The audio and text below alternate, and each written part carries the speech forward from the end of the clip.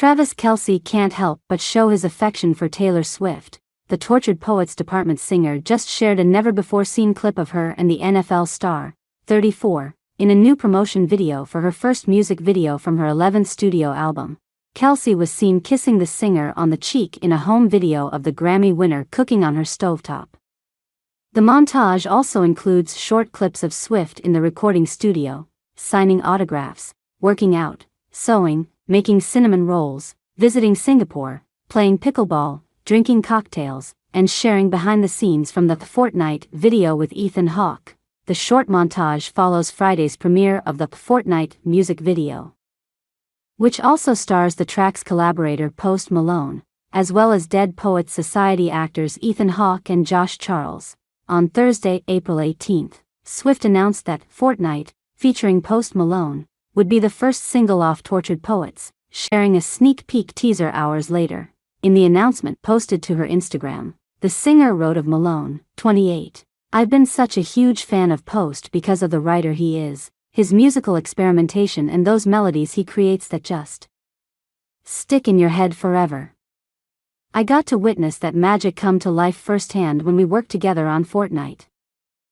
Travis Kelce and Taylor Swift's presence at the opening weekend of Coachella 2024 has been one of the buzziest parts of the festival so far, with fans online going wild over clips of the couple laughing, kissing, holding hands and dancing while enjoying the star-studded lineup together from the pit. Cameras captured Swift adorably kissing and dancing with Travis in what appeared to be a backstage area during her Frequent Collaborators set on Saturday, April 13th. The couple also spent time with Antonoff and his band before their set and snapped a photo with some of the guys, which drummer Sean Hutchinson posted on Instagram a few days later. When it came to Ice Spice's showcase later that night, however, the athlete and his superstar girlfriend opted to watch with the rest of the crowd from the pit. "I like to see it from the fans' perspective, 'cause I'm a fan of music," Travis explained. "I want to see it from the front of the stage. We probably could have finessed it that way," he continued, referring to the more secluded locations from which he and Swift could have viewed the rapper's performance.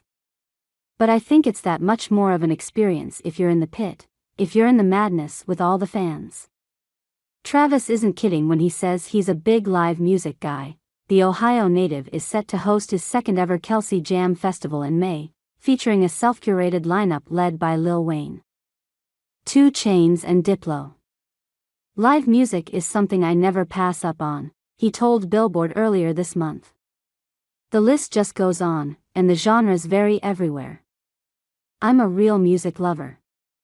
The brothers also took a moment to thank Swift for supporting their podcast with her Coachella outfit, which featured a baseball cap from the Kelce's New Heights merch store.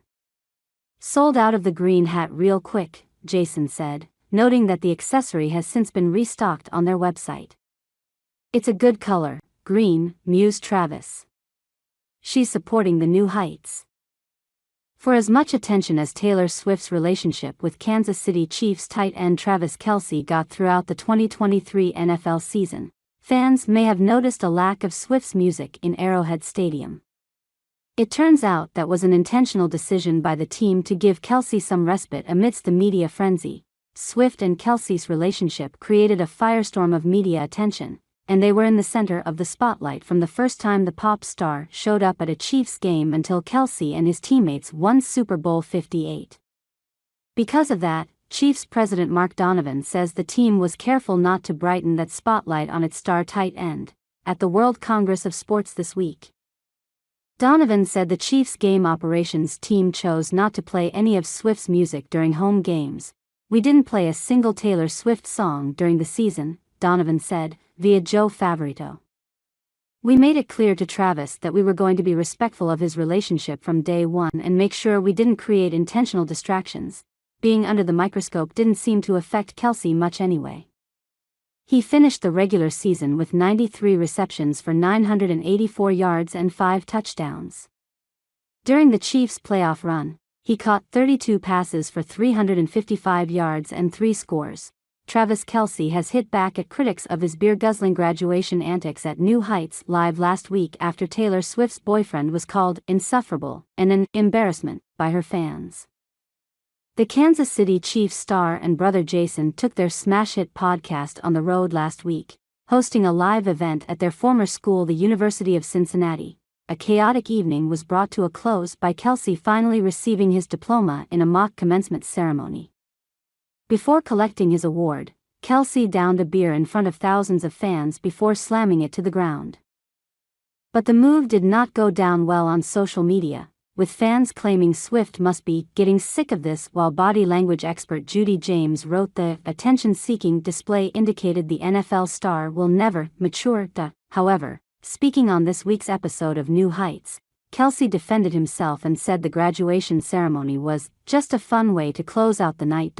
Discussing the controversy, the three-time Super Bowl winner said, "All of you who are thinking this was a graduation ceremony because we just finished out degrees and it was a very serious thing. We appreciate Cincinnati's president and athletic director for doing this, but it was just a fun way to close out the night. Hopefully you guys can understand that me chugging the beer was because I had a beer in my hand and I had to receive the diploma. I had to get the beer out of my hand some way, so I might as well just finish it. It just happened to be full." Don't know how that happened. Jason then interrupted to mock his younger brother's failed attempt at downing the beer, claiming most of the contents was still inside the can when he claimed to have finished it.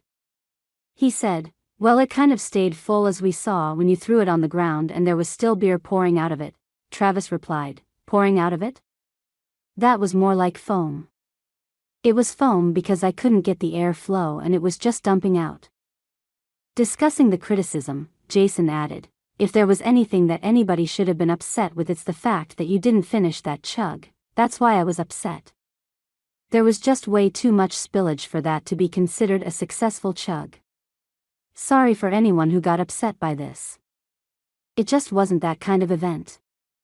It wasn't that serious. There were 2 women wrestling in a vat of chili before this. I've never been to a commencement because I skipped mine, but I'm pretty sure the athletic director isn't the person who hands you your diploma. But I loved receiving this diploma from John Cunningham. It was an absolutely fun night, littered with all sorts of shenanigans, and in the words of the great Charles Barkley, I don't think Travis or I should be anybody's role models. I think if you had finished your beer, people would have been way less upset with you." That was the main thing that got people upset. After footage circulated of Kelce downing his beer at the faux graduation ceremony, body language expert Judy James exclusively told he's caught in a state of eternal teenager. Judy told, "There's adult, husband material, and then there's this. Receiving his graduation certificate on stage from 2 polite and formally gowned men, Travis decides to take the moment to show the world how he can guzzle beer from a can, throwing his head back like a showman to drop the beer from a height so it pours out of his mouth and down over his chin.